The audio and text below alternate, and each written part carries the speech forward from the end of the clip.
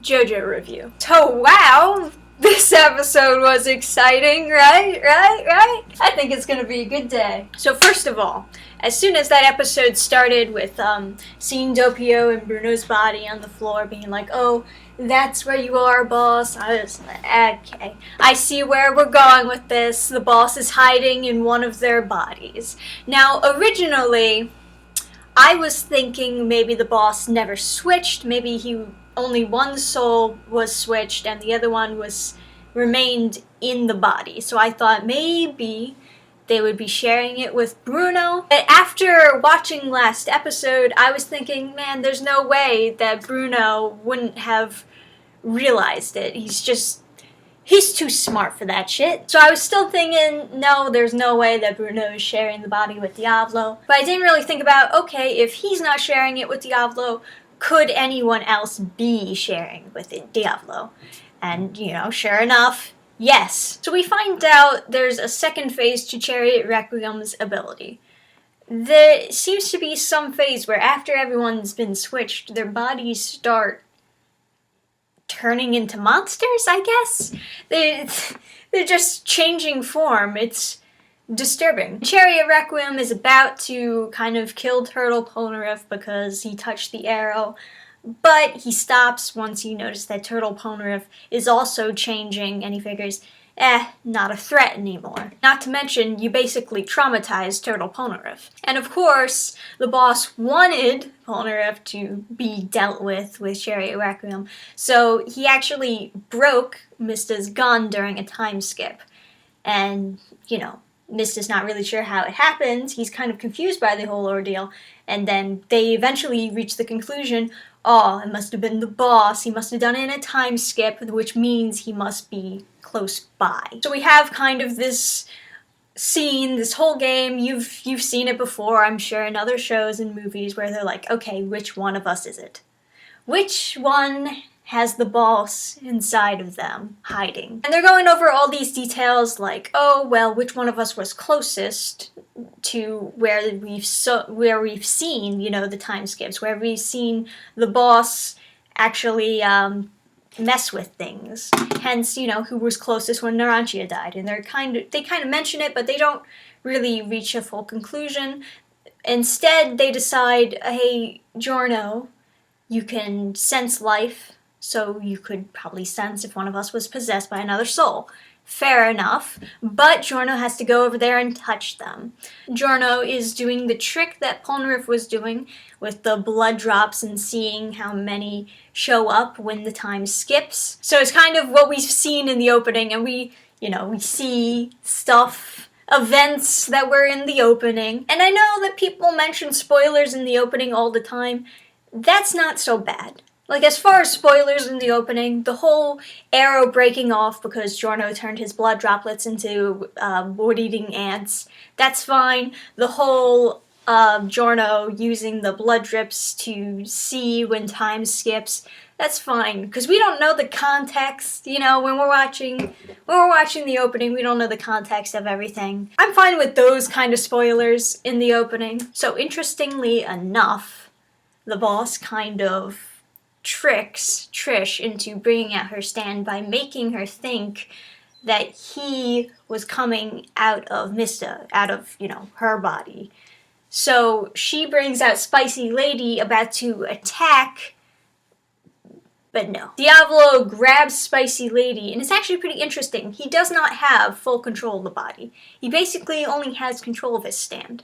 So he can't just pop into the body and then move freely wherever he wants. So he has to actually take Spicy Lady and move her body in order to move Mista's body and run away. It's actually pretty interesting. It's like kind of controlling a puppet to get the heck out of there. So Diablo is getting away in Mista's body, and everyone's, trying to go after him. Mista in Trish's body is firing at him, but we already know that Diablo can see into the future, so he's able to predict the pathway of the bullets, and he can actually skip time as he's running. He knows exactly what to do to get out of the situation, and more so importantly, he finally figured out how to beat Chariot Requiem. So he goes over to Chariot Requiem and he notices, hey, maybe the audience has not noticed, but every time you view Chariot Requiem, the shadow is actually pointing away from you.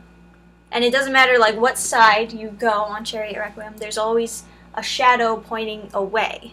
And what he figures is this is actually the shadow of your soul. It's not Chariot Requiem's shadow from the sun, it's a shadow from you. The idea is, because it's the shadow of your own soul, that's why whenever you attack Chariot Requiem, you're actually attacking yourself. The way he figures is Chariot Requiem has some kind of ability where it's able to reflect your soul onto him, onto the stand. Which means that there has to be some kind of light coming from behind you that's reflecting your soul onto him. So Diablo hits the light from behind him, and Chariot Requiem explodes. The boss has the arrow for a brief moment, but of course Giorno turns his blood droplets into ants, snaps the arrow down. You know, they keep on trying to get the arrow away from him, but he's seeing into the future and he's able to just know exactly what to do to stop their efforts. And then, right when he's about to pick up the piece of the arrow again, bam! His hand gets slammed down. As it turns out, the bullets that he was deflecting from Mista's shots were not deflected, but actually softened.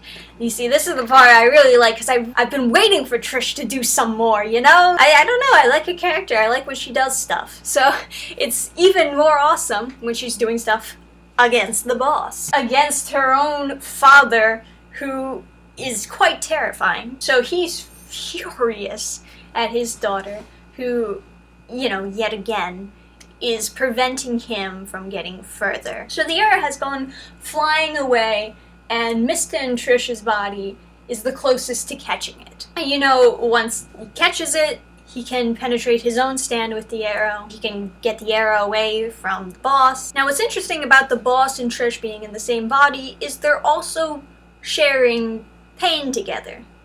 Because whatever damage is done to the body is done to the stand. Damage is done to the stand is done to the body, and so forth. He can't really kill her so long as they're in the same body, which I think is kind of interesting. It's even more, you know, interesting, and I guess kind of frustrating, is that even though Chariot Requiem has been destroyed, they haven't gone back to normal. They haven't gone to their old bodies. They haven't even, you know, fallen asleep to wake up in their own bodies again. And I don't know if they're still evolving into monsters. I'm assuming that might have stopped, but everything we know right now has been put on pause. So what Diablo does to get closer to the arrow is he punches Trish's stand, you know, right through the chest, as we do in Jojo. And it actually propels Mista's body forward towards the arrow, which in turn will propel their stands towards the arrow.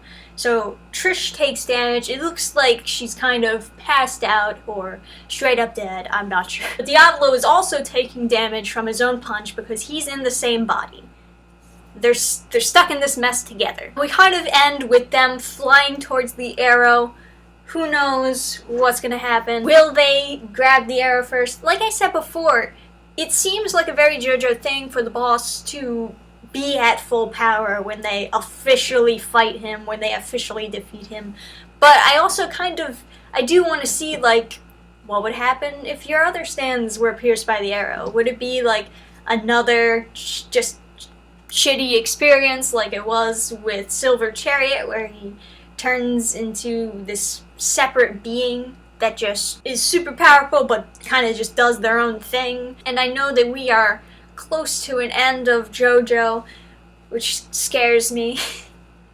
Honestly, this has been a good part.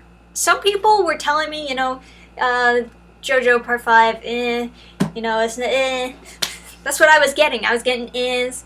And granted, I did want to see, you know, we saw Jotaro and Koichi at the beginning of this series, and we never saw them again, which is a shame. I kind of hope that they turn up again, you know? I mean, we did see Polnareff, which was a surprise. Anyway, I have been enjoying myself. Can't wait to see where we go from here. This was a really good episode, honestly. It felt very full, you know? I guess Doppio died, right? I was getting that impression. You know, we see him at the beginning of the scene. He's in Bruno's body. He's not able to move. It does sound like he's straight up dying. And I kind of figured that he would die in Bruno's body.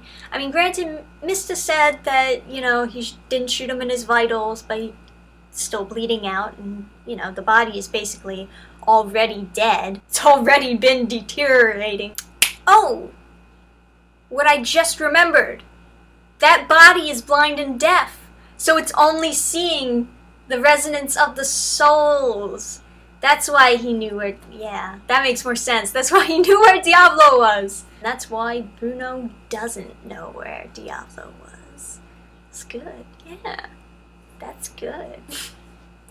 So, yeah, I think Doppio died. It was kind of sad seeing Doppio die. You know that I liked Doppio.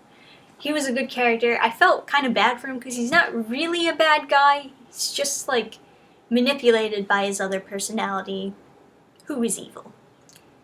And I kind of wonder, what if he knew, you know? What if he knew that Trish was his daughter? What if he knew that he was being manipulated by this other personality? What would have changed about the story? But it is interesting to see him, for the first time, without the boss. And he's kind of thinking to himself, you know, call me again, like you used to. Like, knowing that he'll never see the boss again has left him feeling empty inside. So, let me know what you think about this episode down below in the comments. Remember to like the video, as we always do, and I'll see you guys next time. Thanks for watching. Bye! Program restart.